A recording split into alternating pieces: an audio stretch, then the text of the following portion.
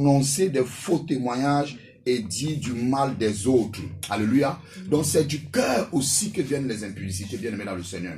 Donc nous avons donc du cœur. Tant que le cœur de quelqu'un n'est pas bien, n'est pas stable, cette personne aussi là peut être aussi dans des impudicités. Nous pouvons aussi parler des impudicités, par exemple les impudicités vestimentaires. L'impudicité ne se limite pas seulement dans la pratique sexuelle. C'est vrai qu'il y a l'impudicité vestimentaire, il y a aussi les actes impudiques. Donc, quand on parle des actes impudiques, ça veut dire les pratiques sexuelles masochites, comme l'homme de Dieu, l'apôtre Abraham venait de dire.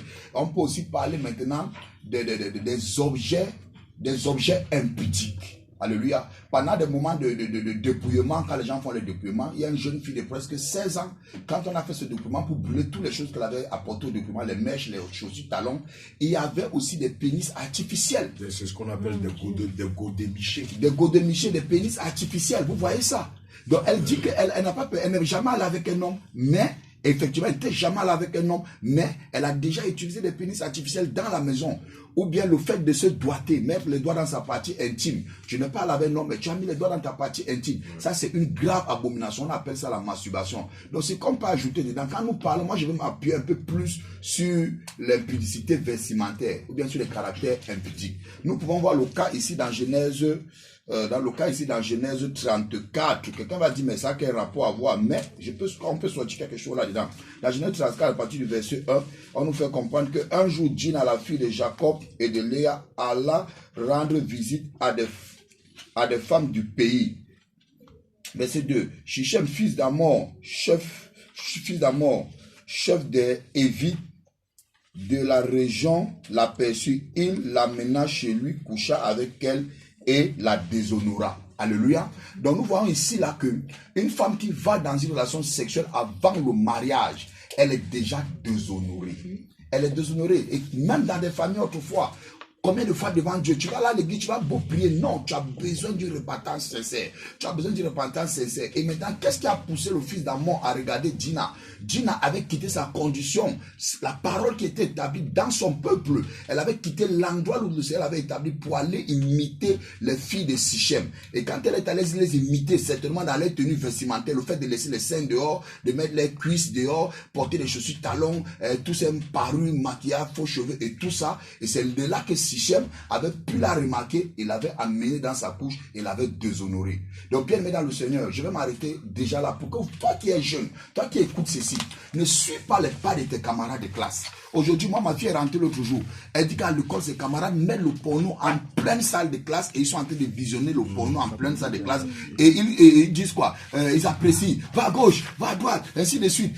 Champion, champion. Les femmes de leur côté aussi disent champion, champion. Vous voyez comment la dépravation des mœurs a atteint un niveau très élevé. Donc, chers parents, chers élèves, chers enfants, vous qui écoutez ce message, on n'est pas venu à Ganois pour perdre le temps. Moi, je suis parti loin du Cameroun. C'est le Dieu qui vous parle. Il veut que vous reveniez à l'amour que vous aviez au commencement. Il veut que vous reveniez à cet amour-là. N'imitez pas Dina. Et quand nous allons voir Dina à la fin, quand Jacob a fait hériter de ses filles, nous le savons la raison pour laquelle, jusqu'au jour d'aujourd'hui, Dina n'a pas hérité de Jacob. On ne peut pas connaître. Alléluia. Donc, j'aimerais que toi, cette femme-là qui écoute, toi, cet homme qui écoute, ne sois pas déshonoré. C'est aussi l'homme ne soit pas déshonoré en fait de perdre ton héritage. Que Dieu bénisse. Shalom, shalom. Alléluia. Alléluia. Mais ils vivent maritalement. Alléluia. Ils sont sur le même toit, mais il n'a jamais doté cette jeune fille. Ils ont 2 ou 3 enfants, ils ont plusieurs enfants et ils vivent cela. Ils vivent ensemble. Bien-aimés, ils vivent ensemble. Alléluia. Et le concubinage, c'est des partenaires, des personnes qui vivent sous le même toit, qui ont des rapports sexuels ensemble et ils vivent maritalement. Et généralement, lorsqu'on les voit à l'église, on leur demande, et ton mari, et elle dit, mon mari il n'est pas là, mon mari il est à la maison, il est allé au travail. En réalité, cet homme n'est pas ton mari. Cet homme n'est pas ton mari. Alléluia. Même si vous avez 20 ou 4 enfants ensemble, il n'est pas ton mari parce qu'il est considéré comme un voleur.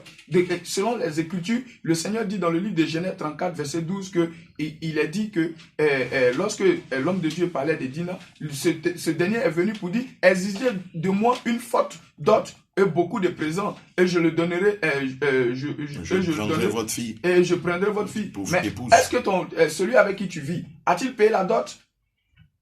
Est-ce que tu peux te permettre de rentrer dans un supermarché, aller prendre des articles et sortir comme ça? Sors, tu vas voir ce qui va se passer. Ils vont te frapper et te jeter en prison.